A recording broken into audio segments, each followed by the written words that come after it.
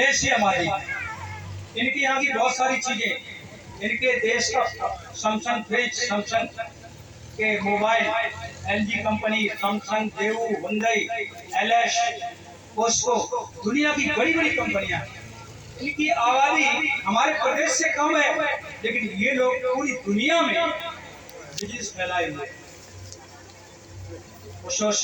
हमारे नाम से वेलकम आपको सभी का, वो हर बात ही आगे आ सकती।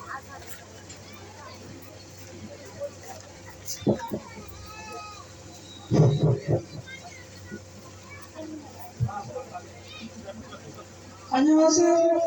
नमस्ते कह रहे हैं, नमस्ते। 한국에서 온 스님입니다. ये कोरिया के बनते हैं। 오늘 이렇게 만나서 반갑습니다.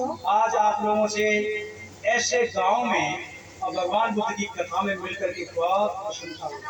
오늘 이렇게 만나다 보니까 오늘이 한국과 중국과 일본에서 스님 오신 날입니다. ये कह रहे हैं आज का दिन बहुत ही पवित्र है मेरे लिए। शायद आपको ये मालूम है कि आज के दिन कोरिया, जापान और चाइना में भगवान बुद्ध का जन्मदिन मनाया जा रहा है। 오늘 이렇게 앞에서 부처님의 말씀을 7일 동안 한다는 이야기 들었는데 저는 한국에서 스님 됐지만 인도에 사는 줄 몰랐습니다. 그런데 이번에 한 2년 동안 마량하면서 많은 걸 느꼈습니다.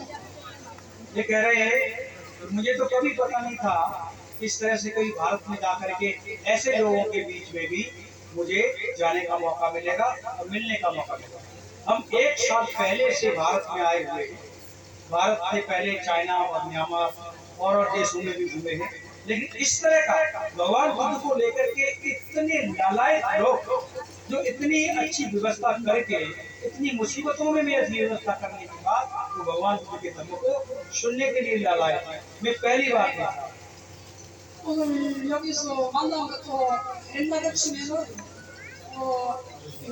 마유다 왕자인 장유화상이 한국에 와서 불교를 전하듯이 여기서 내가 6천 후에 여기까지 돌아온 것 같습니다. ये कह रहे हैं आज मैं आया वो एक अलग बात है, लेकिन हमारा और भारत का जो नाता है लगभग 100 सदी ईसा पूर्व से भारत से साकेत से, आज जिसको अयोध्या कहते हैं, साकेत से एक राजकुमारी अपने भाई भिक्षु के साथ मेरे देश में गई थी और उस राजकुमारी ने वहाँ के राजा से शादी की और उसके भाई भिक्षु ने मेरे देश में बौद्ध धर्म का प्रचार प्रसार किया। हम लोगों का नाता आज से नहीं तब से चला है। 2500년 전에 부처님께서 출가하셔가지고 법을 하시는 것이 무엇이냐면 여러분들은 다 평등합니다. 누구한테 부양받고 누구한테 살지 않는 모든 사람들이 평등하고 화합할 수 있는 사람을 부처님께서 가르친 겁니다.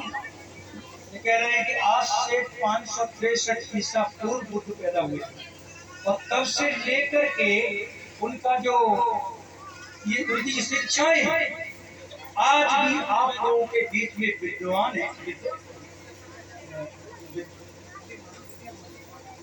विद्यमान है, मतलब बची हुई है। ऐसा देख करके मेरा हृदय जो है ना काफी द्रवित हो रहा है। किस तरह से 563 का मतलब है 2500 साल पुरानी शिक्षाओं को यहाँ के लोग किस तरह से संजो करके रखे हुए। 제가 20년 전에 인도 왔을 때의 풍경과 지금 20년 지난 풍경이 많이 변했습니다. 그때는 차도 없는데 지금은 집집마다 차도 있고 경제가 발전한 것 같은데 지금 가장 문제된 게 뭐냐면 환경 문제입니다. 여러분들이 차를 갖고 과자만 먹고 비료를 묻히면 좋은데 지금 그것을 관리를 하지 않으면 여러분들은 더 힘든 일을 살 수 있겠습니다.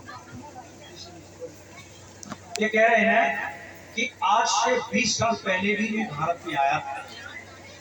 आज से 20 साल पहले जब मैं भारत में आया था तो उस समय की भारत की स्थिति बड़ी कैसी थी।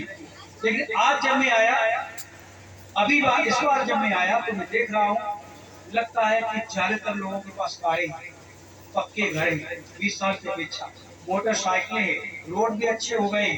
लेकिन एक चीज बिगड़ रही है, वो क्या है? वो है एनवायरमेंट। बहुत सारा पॉल्यूशन, अभी जो बैन करेगी ना, बहुत सारा पॉल्यूशन है, बहुत सारा लोग कचरा निकाल रहा है, बहुत सारी चीजें ऐसी हैं जो हवा में प्रदूषण आ रहा है। भगवान बुद्ध की शिक्षाएं इन सबको उज्जवल बनाती है। भगवान बुद्ध की शिक्षा और पूजा के साथ साथ अगर आप सब लोग इन पर भी ध्यान दीजिएगा तो आने वाला युग बहुत अच्छा होगा। 오늘 이렇게 포장하는 것도 보면은 바로 부처님 보살하는 것이 바로 이 환경 문제와 관계 있습니다. 그리고 여러분들은 각자의 욕망에 사는 것이 아니다. 그 삶을 행복을 찾아야 되는데 욕망은 끝이 없습니다. 여러분들이 재산이 많고 잘 산다 하지만 그것보다 여러분 스스로가 행복해야만이 잘 사는 겁니다. बंते जी कह रहे हैं कि आदमी का जो जन्म हुआ है किसके लिए हुआ? अच्छे से जीवन बिताने, शांतिपूर्ण जीवन बिताने के लिए, सुख से जीवन बिताने के लिए, भाईचारा, करुणा और अमन चैन के साथ जीवन बिताने के लिए मनुष्य का जन्म। इस मनुष्य के जीवन को हम वैसे ही बिताएं जैसे एक मनुष्य जीता है, मनुष्य को सुख मिलता है। इसके लिए बहुत सारी चीजें हम लोग कर रहे हैं। इसके साथ साथ सबसे बड़ी विकराल समस्या जो आ रही है वो एनवायरनमेंट की है, वो पर्यावरण की है। पर्यावरण की समस्या पर हमको मिलकर के ध्यान देने की आवश्यकता है। 여러분들이 부처님 법은 다름이 아니고 여러분들 각자의